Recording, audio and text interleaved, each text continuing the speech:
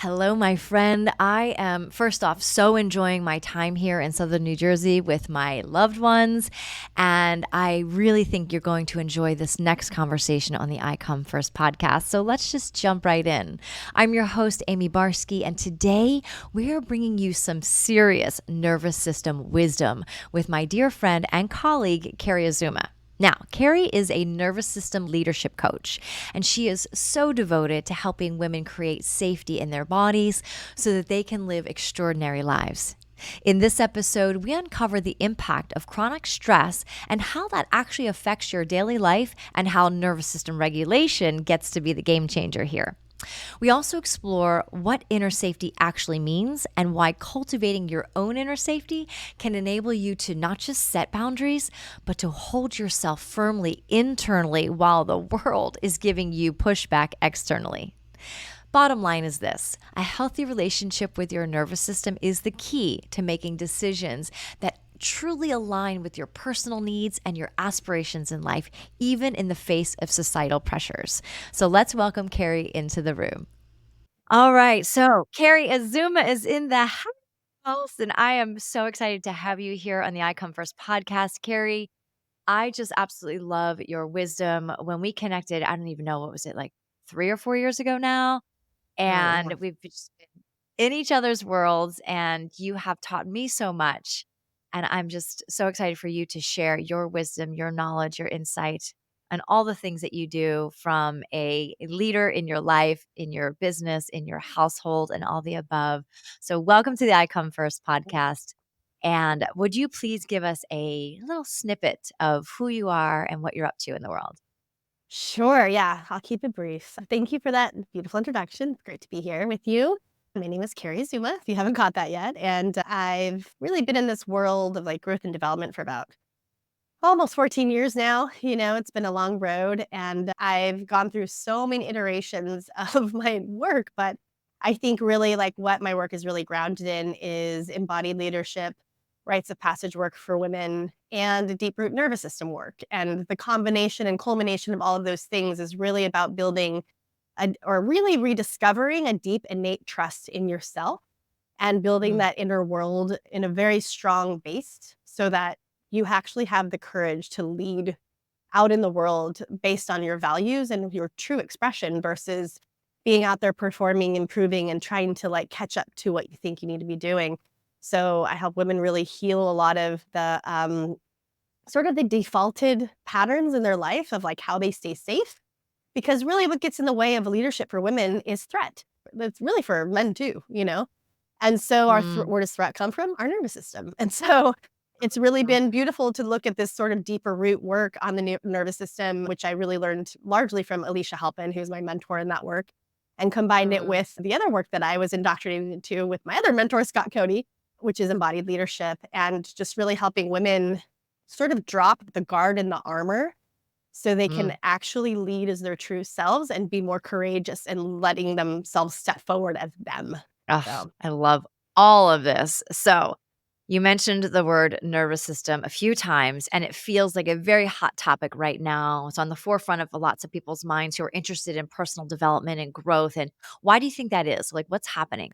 yeah, it's interesting, because when I sort of had this call, I had taken 2 years off of work and I had this call. I'd already been leading women, specifically mothers, before I left, before I took a break from coaching in embodied leadership. And I knew there was something that was being like kind of overridden. Like they were accomplishing a lot of their goals, getting to the places they wanted to be, but they were still really kind of anxious and stressed out. And in Mm, that 2 years I took off staying at home with my kids, I realized, oh, it's the nervous system. And when I picked that up, I feel like it was during the pandemic. And I feel mm, like after the pandemic, that's when sort of the huge breakout of the nervous system conversation really got more popular, which makes sense mhm. because all of our nervous systems went through such an overhaul in the pandemic. And so, it started becoming a buzzword and all of these things. And there's so many ways to skin the cat, when it comes to the nervous system. And there's stuff True. everywhere about it, right? But there's ways to work with it acutely, meaning like in a way where you're just directly supporting your body to feel more Okay. calm, right? like Mm. feel regulation in your body. And those are great, necessary. And the approach that I'm usually taking with women is I'm going into the deep, like, brain pathways of the way that they understood safety growing up, because we don't come pre-programmed to know how to stay safe. That's all learned, right? Like, we're not Yeah. pre-wired for safety. So when we're in utero, basically through like 7 years old, we're really sponging how we stay safe. And Yeah. so some of those things are fantastic, and then others tend to expire as we start evolving into who we want to be. But most of us don't have the tools to rewire that, to say, like, oh, I don't want to keep staying safe by being afraid of this thing. But our body doesn't really know how to, like, we can tell ourselves, like, I don't want to be in that pattern. But we actually Hmm. have to meet that threat in a pretty deep way in order for it to shift, to actually, we need to actually Hmm. bring in new ideas of how to stay safe before we can take that pattern of safety out. And a lot of times people try to bypass that process and then Mm. just say, oh, it's okay, or I'm going to forge forward, or, and then they end up, like, actually having a more intense nervous system reaction when they step out to do something in their life. I love all this, Carrie, and I so agree with everything you're saying. And I want to, if you're open to it, to break it down a little bit more for a listener who might be so new to nervous system work that they don't understand quite yet. What does it mean to be safe? Like you keep saying that word to be safe. What if someone doesn't understand that quite yet? How would you share that with them? To break it down simply, our nervous system, which we all have, like, I like to repeat what Alicia teaches, which is we don't have a nervous system, we are a nervous system, Or right? And so we're like, our nervous system is working on autopilot, this system that lives in our body, right? And it's connected to our brain and our spine. And I'm just trying to make it simple, right? It's like, that's where it is. And it's always looking for threat. It's called neuroception, right? That's from the polyvagal theory, right? Neuroception means the nervous system is always listening, even when we're not yeah. thinking about it. So our body system is scanning constantly for, is this safe? Is that safe? Do I belong here? Are they going to be trouble for me? Am I going to be rejected? Am I going to be abandoned? Constantly, Mhm. right? So, Mhm. like, all of us are experiencing that. And we all have a social nervous system, which means, like, we all have different ways that system gets triggered when we're in a social situation, and it's all subjective. So based on how you Mhm. grew up, if you were severely bullied when you were a kid, you know, you're gonna have a particular lens of what makes you stay safe in a social situation based on how you Right. coped with that. So most Right. of the time it's studying, how did you cope with that? Let's go back to Mhm. the root of, like, when your nervous system said danger, danger, which it's supposed to do. Yeah. We need a nervous system to survive, right? Because there's actual danger sometimes we really need to know. But we just need to be aware of, like, what are the actual tigers in the room? Because it feels Right. like our instincts are going to say there's a tiger in the room, we're going to die, when maybe Yeah. someone's bullying us, but we're not actually going to die. But our body Right. is saying there's such a big threat here that we're now a prey. And they're a Right. predator. And so we Right. do something to cope. So it may be that we hide, or it may be that Yep. we actually shine bigger and have to prove ourselves, or it may be that Mhm. we become a bully, or that we Mhm. just put on a fight response and we're super guarded throughout our life, or that we Right. sabotage our friendships. Like, whatever it is that you as an individual did to learn to cope with that, that is the Mhm. pattern that will then play out in your life.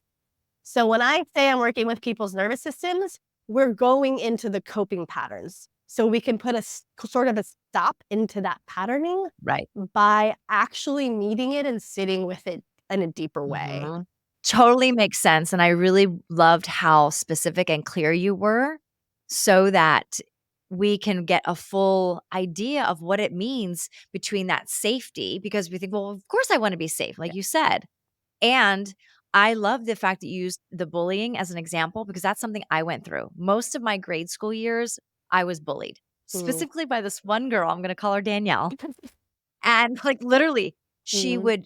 she would wanna beat me up, and I felt so scared and so alone and so in that like, oh my God, a tiger's chasing me type of Yeah. energy, that I shut down. I would isolate myself. I would literally take myself off of the playground and go volunteer in they called it like the nursing station, where if someone fell down and scraped their knee, you'd put the Band-Aid on. I went and did that for most of my later Mm. years of grade school because I was so afraid of being bullied and made fun of, and I didn't feel like I belonged. So that was my coping mechanism, was to shut people out and isolate myself and close people off. Yeah.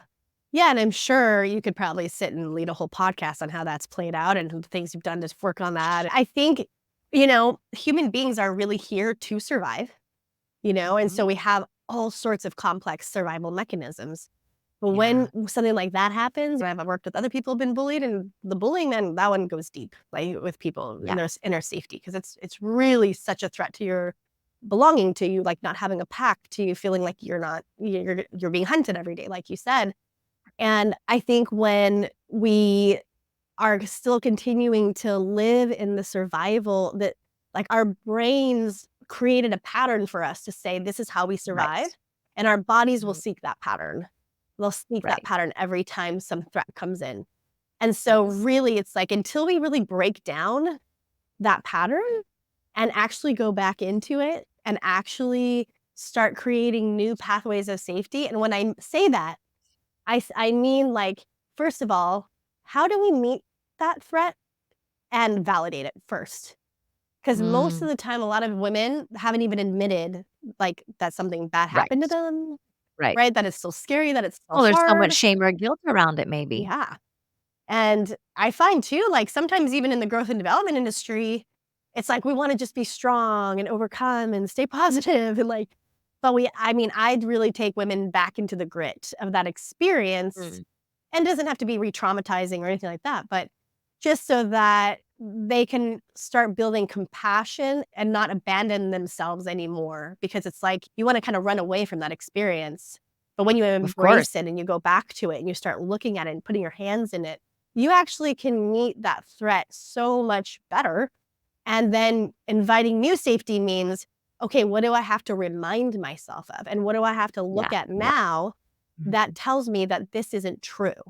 Until you Right. start believing the new thing more than the old thing. And it takes time. Like, if anyone claims Absolutely. that nervous system work can be done in less than 9 months, I challenge it, because it takes at Mm. least 9 months just to get to the underpinnings of the nervous system. And it's slow Yes. work, slow work. Yes, it's very slow. And even for myself, knowing the pattern of shutting down and isolating, knowing my past, experiences that led me to believe that I didn't belong and I didn't fit in and all of that, there are still moments in my soul family that I've been with for many years now. There are moments where I'm like, I don't feel like I belong. I don't feel like I fit in. And I hear it and I feel it in my body. And I'm like, is that actually true? Mm, Is that actually true? Right. Because I'm still scanning, because that's how we're built. yeah, And I get to again step into the understanding of what's here for me, and then another layer, and peeling it back and loving it compassionately, and then stepping back into what I actually do want in my present life, not living from my past life, from the totally. past moments in life. Yeah. I was wondering, we're talking about memories and moments and things like that. I work with women often that don't have a lot of the memories, but we know the energetics are living in the body. I've had clients who have blocked out like 0 to 13. And so I can't bring them back into the question of how did you cope, right? So then I have to just go into asking their body, like, when this comes up, where is that? Where do you feel that? All of those questions, right? But also, what is the state? What is the state you're most familiar with? Mm. So, Yeah. fight, flight, freeze are the very popular ones, right? Sometimes getting into even like some nuances of the state of like, wow, well, my Yeah. emotions are doing this, but then my heartbeat's doing that. And then maybe we use more like of the imaginary realm, like using your Mhm. imagination to say, what does that remind you of? And so you can Yes. start working through, like what your body's experiencing and mimic a scenario of a memory without them actually having to go back into it, which I also do when women have had deep trauma. I don't take them back into like a situation. I actually stay Right. around it with their body so they don't have to re-traumatize Right. themselves if they don't want to. If they want to go into it, I'm open to it. But a lot of Yeah. times you don't really have to, you know? And I notice in that way of using that, you called it the imagination, I feel it's also the intuition. Yeah. Can I just simply trust my intuition knows what's needed here and it will reflect to me what is present? And that can be enough. Like you said, it doesn't have to be a big old story. It doesn't have to be the whole thing. It's just simply going, listening to the body. The body is always communicating with us. So can we Yeah. be so attuned to the felt senses and the sensations that are coming up and play in that arena? Absolutely. Yeah, and I I mean, and love. that's, what one might call like working with the subtle body, what you're speaking to. Because, Mhm, like working with mhm. intuition, working with energy, working with Kimberly Ann Johnson, someone I love in this work of the nervous system. She's great. If you don't know about her, I love her. She has something called the times exercise, Okay. and it's thoughts, images, movement, um, oh, it's the E. Emotions. There it is. Yeah, I Emotions. was gonna say it might be. Thank you. Thank you, brain. And so she kind of has, this kind of cool way of walking through all of those particular ones. So you Mhm, may be mhm, talking to someone and saying like, well, maybe you'll go to sensation first. How do you feel that in the body? Like if you can mm, think of an image that describes that, what might it be? What's the emotion mm. that comes up around that? It's beautiful. It's just really using those few things to Yeah. just explore one memory can reveal so much.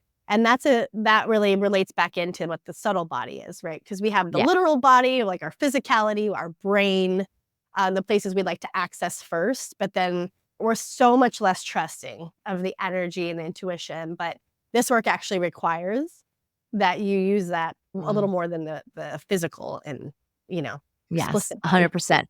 I would love to know, in a world of high expectations on women to prioritize others, how can we start cultivating that inner safety that empowers them to really set their boundaries and hold the boundary? Because Mm, we can talk a talk sometimes. I'll speak for myself. I can talk a talk sometimes yeah. and set the boundary and say the thing.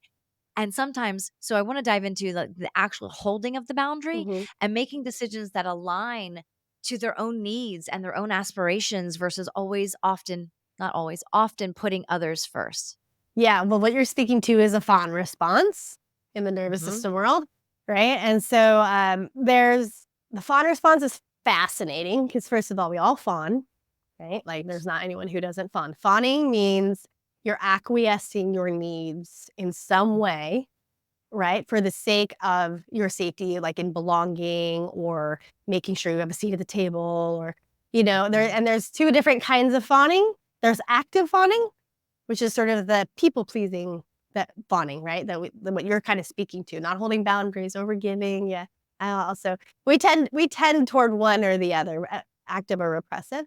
And so repressive fawning is the other. And repressive fawning is sort of somebody who's kind of always guarded in fight response. They have kind of an FU, like don't touch me, like Mm, I'm mm, sort of like a mean girl, like, well, no, like don't get too close to me.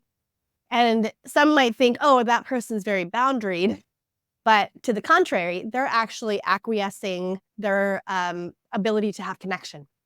So they're mm. not in their Okay. power. It's a false power. But Mm, sometimes it can look like, oh, they're so boundaried, they're so strong, but actually they're mm. just doing sort of a backward fawn. So there's right, and we do both, but we usually are dominant toward one or the other. And I know active fawners and I know repressive fawners in my life. I have friends that are both, and I know I am more of an active fawner. I tend to people please. So we usually are gonna have one or the other be dominant based on our life experience, based on how we picked up safety from our parents, all those things, gonna be subjective. And when it comes to boundaries, so active fawners, they're usually overgiving in some way and giving away their Mhm. boundaries because there's so much at stake. They feel inside there's so much at stake if they don't. Yeah. And it was probably a coping mechanism at some point, Yeah. right? Because that's a learned behavior, correct? Yeah, Yeah. absolutely. I mean, yeah, there's also generational, like, but it is learned. It's like both my mom, I would say my mom and my grandmother both active fawners, and I observed them the Mhm. most. Usually our Mm. mother lineage is like what our nervous system is usually the Yeah. most accustomed to following. Um, and so when we're holding boundaries, first of all, so much to say about boundaries. Lot. Boundaries are the most activating act for our nervous system to carry out, and because they're so that you have to really stand in your authority and your power. And so it can feel like confrontation. It can feel like a predator meeting a predator, you know? However, they are also the most connecting aspect of relationship Right. because, sometimes when someone's a people pleaser, active fawner, you kind of have to walk around on eggshells around them because you don't know if they're actually getting their needs met. You don't know if they're actually saying what they say they want, and you have to kind of guess at it. And active fawners usually are working, even though they don't intend to, on some level of like manipulation because they need something back from you from everything they're Uh, giving. They need to belong. They need you to need them yeah. on some level, The right? expectation. Yeah. Yeah. And so I would say doing the work on, you know, and I'm always looking at this. I've been really looking at fawning so much for myself lately. Like that's like my focus this year. And so Mm, it's been up for me. Really looking at what are the threats that get activated when I have to speak my truth? What is the mhm. deepest fear and the deepest threat of if I have this Yes. boundary, Yes. where will I end up? And a lot of people are like, Mhm. "Oh, well, what if they don't like me anymore? Yep. And a lot of it is like we're usually so hyper vigilant about holding the relationship together. So Mhm. there's Yep. codependency laced in there because we need to make sure that they're okay so we're okay. So in order for us to actually hold boundaries, we have to be so aware of our threat around rejection and Yeah. abandonment. And we have to really take a courageous look at how we challenge that. And what do we have in place to know that if I set this boundary, I am not actually abandoned or rejected? Or if I am, do I have the courage to stand in my dignity enough to let that go, the relationship go? And the beautiful part of all of this is when it is practiced and when it's put in place and then it's practiced and you stand in that empowered space and you share your truth and you ask for your needs to be met, almost always the deeper level of trust that comes along in the relationship with the person that you're sharing this with is 10 times like bigger. It Totally. becomes so much more of a loving and authentic relationship because then there's less of the eggshell walking Yeah. and there's the more of like, "Oh, you spoke your truth. I got heard. Nothing fell apart. We still love each other. It's still like we're still game on and I didn't die." Yeah, I You didn't know what I die. mean? Exactly, because I that's what your didn't nervous system die. is saying. You're gonna Correct. die. I have a relationships like, Erica, my best friend, man, we used to fawn and be so codependent with each other. We were friends since we were 15. We're now 42, 43. Yeah. And so, like, now we are at the point where we're just like, "Whoa, my 14-year-old is super activated right now. I don't like that you said that. That really Yeah. scared me. I know it's not you." Like, we take full responsibility, Right. and we can move through things, like, so fast because Mhm. we have had enough evidence over time Mhm. that Yes. if we don't acquiesce to each other, we're not going anywhere, and that took a really Mhm. long time, but even that relationship in my life has given me more courage to do that with other people because 'cause I'm like, "Oh, Yeah. people don't have to leave." But we have Right. to be responsible for creating that evidence. So if we're actually That. not courageous enough to start Mhm. enacting that, now here's the thing. If you wanna set a boundary, you 2 things. You have to be resourced, so you can't be burned out, exhausted, tired, like, you can't be totally depleted and have the actual resourcing inside to be in your authority. And the second Yeah. thing is being in your authority. And they go together, resourcing and authority. I'm actually Yes. leading a whole program on this next fall. It's so fascinating to study it, study Mm. the coherence of what happens when we're resourced and in our authority and when we're not. So if we Exactly. come in and Ex we're under-resourced and we try to be in our authority, we're gonna look like a bitch. We're gonna be Mhm. fight response. Yep. We're We're gonna gonna be be blaming somebody. exactly. We're gonna be projecting all our shit on them. It's you, it's your fault, all the things. I have Yeah, or been I'm the there. victim and you did this, right?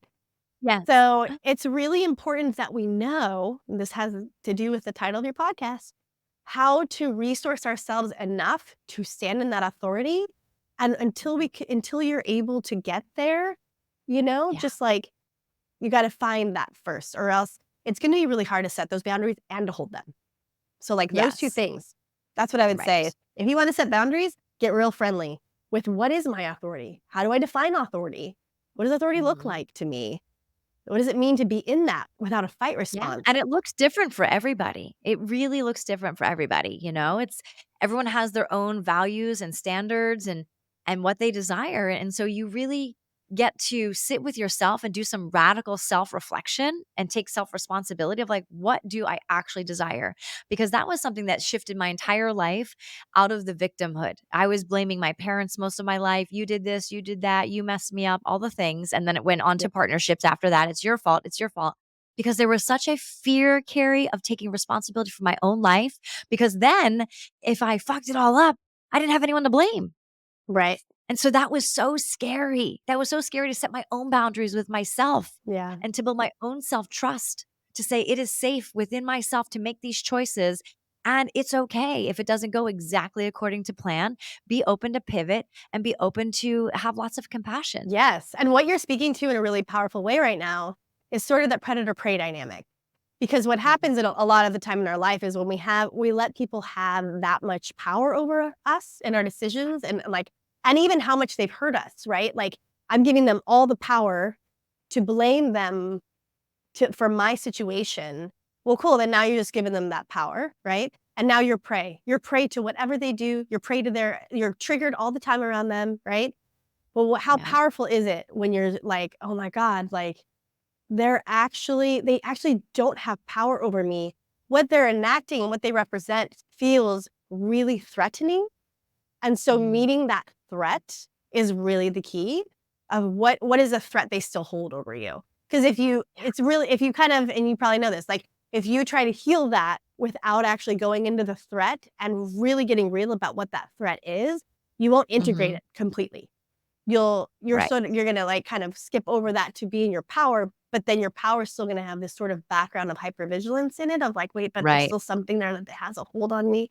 Exactly. So Like, I got super clear with the threat with my parents was, they won't approve of me, right? I mhm, won't feel like their approval. "Oh, Amy's a good child. She's my favorite daughter," like that kind of energy. yeah, And then when it came to relationships, romantic relationships specifically, it was fear of abandonment. yeah, mm, So getting so clear with myself on that and doing that deep inner work has led me to, 1, lead a very different life when it comes to what kind of energy I want to be pouring into myself to make sure that I'm as clear and clean as possible, yeah. with my daily practices so I can show up in that way, like you said, fully resourced as much as possible. The funny thing is like the more you evolve in your persona, like not your persona, but in your courage and your leadership, your evolution, the more you'll have to meet those threats. Like people think, oh, I'm Right. going to overcome those threats. I'm going to do that work. Yeah. And this happens all the time with my clients, happens all the time with me.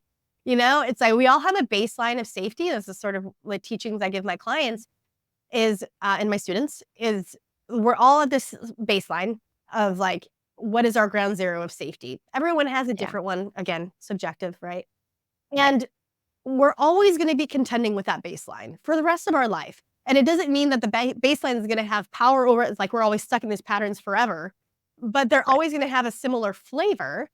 And when you do nervous Right. system work, you change little things one at a time until the baseline starts to shift over time.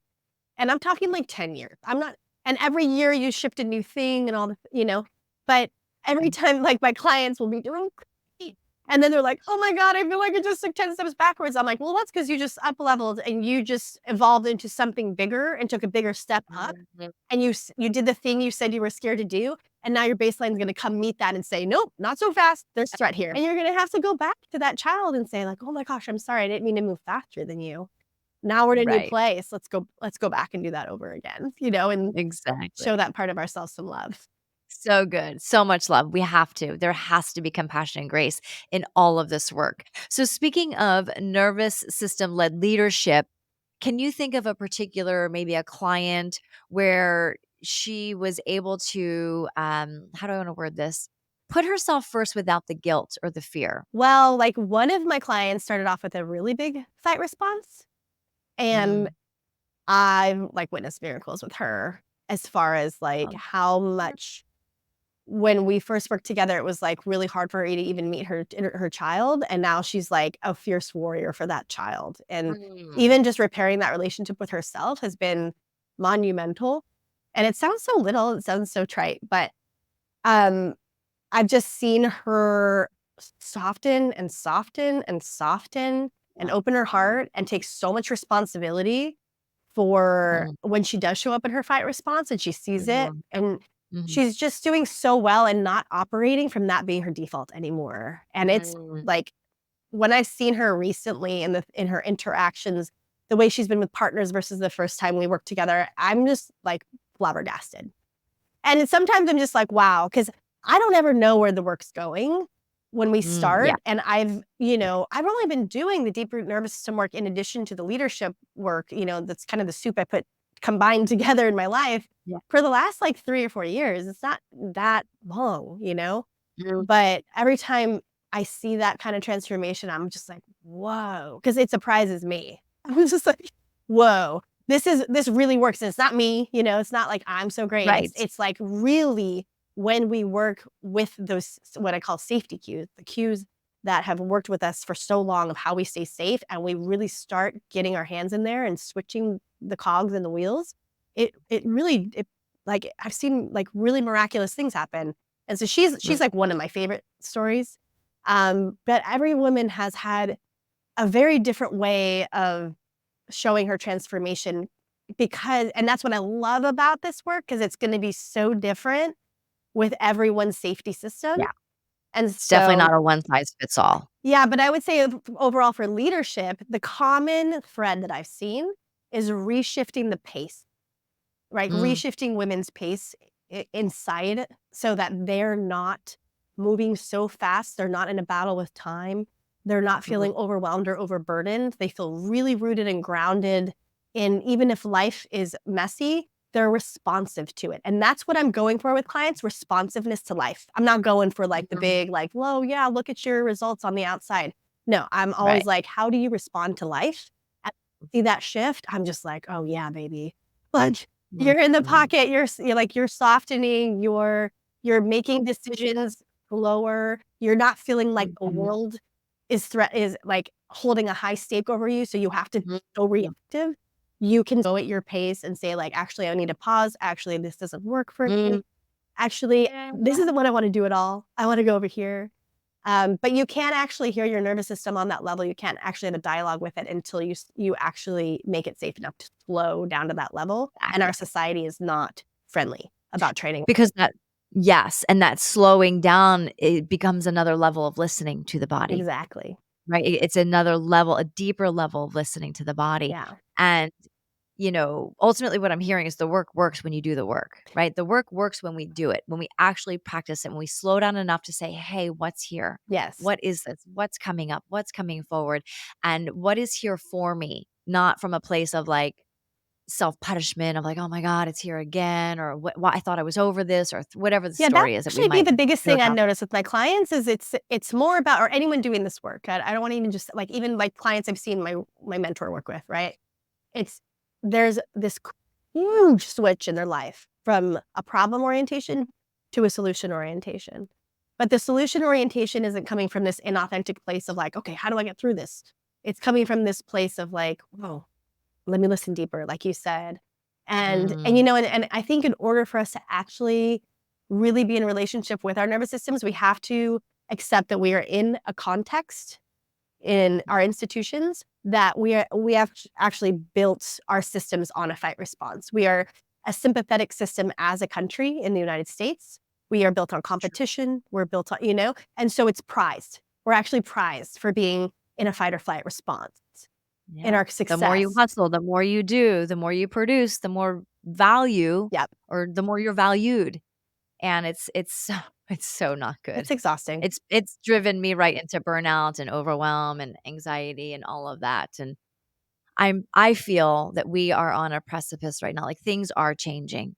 Definitely. Things are changing. And even if it's just like you said, even micro changes, micro is better than nothing at all. Yeah. And so I think the nervous system, like why it's so popular is because unless we connect to the nervous system of our planet, right? We're not gonna survive it, And we can't be disembodied beings, meaning like living from our neck up, just from our head, Yeah. and have a solution to the bigger problems in the world. We have to get back into our bodies. We have to get back into like, how does this body actually feel touching this earth, so that we are Mhm. connected to the source of where we come from. We're so disconnected on so many levels, and that's like a whole nother Yeah. podcast. Right? Like I can talk about Coming that back on the forever. next. So it seems like that's Oh, why it's so popular. Of course it's popular right now. yeah, It makes sense. yeah. It's where we are, It you know? totally it does make sense for sure, 1,000%. Well, I am so grateful to have had you come in today and share these golden nuggets, this wisdom on the nervous system, and I know that we could talk on and on and on for hours and hours and hours about Yeah. it. Is there any last little bit you wanna leave our listener with? Maybe as a takeaway they can start implementing something in their lives today Yeah, because you or were mentioning, just the title of the I Come First, right? I think there's a lot of pressure that we have yeah. sometimes put on self-care as women. It can be really daunting. It can be really Mm, daunting to have like practices and all the things. And I would say if you have just one simple way to connect back to something inside of yourself that provides a deeper listening to you, most of the time our nervous systems are set off because we are just abandoning ourselves.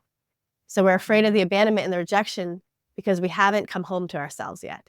And so for me, my daily practice is very simple. I just go out, I just pray to the ancestors. That's literally, I say, "Good morning, ancestors.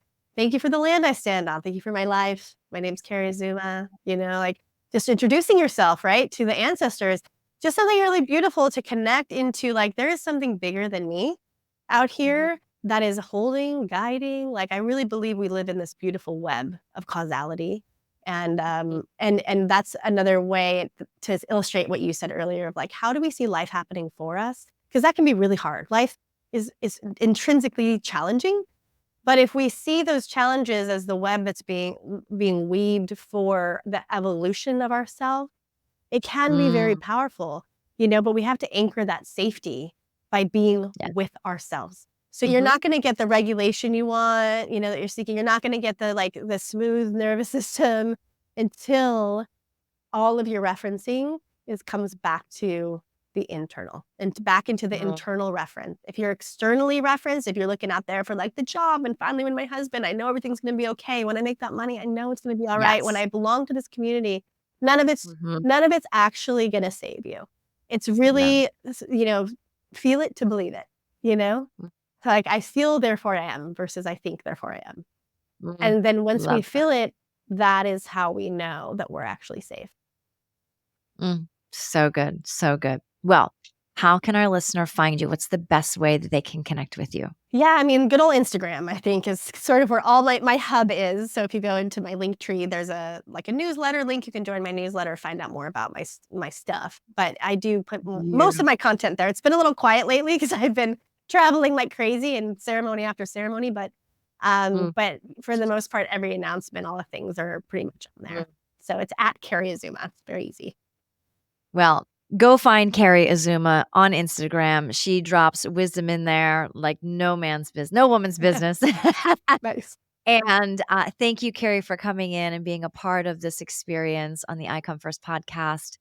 I am, like I said, so just in awe of the work that you've been doing, the commitment you are Mm. to yourself, your own evolution, your family, and your community. Have a beautiful rest of your day. Give love, hugs, and kisses to your kids and hubs. And until next time, all our listeners, have a beautiful day as well. And remember to put yourself first because you are worthy and you deserve it. Have a beautiful Thank you day. so much.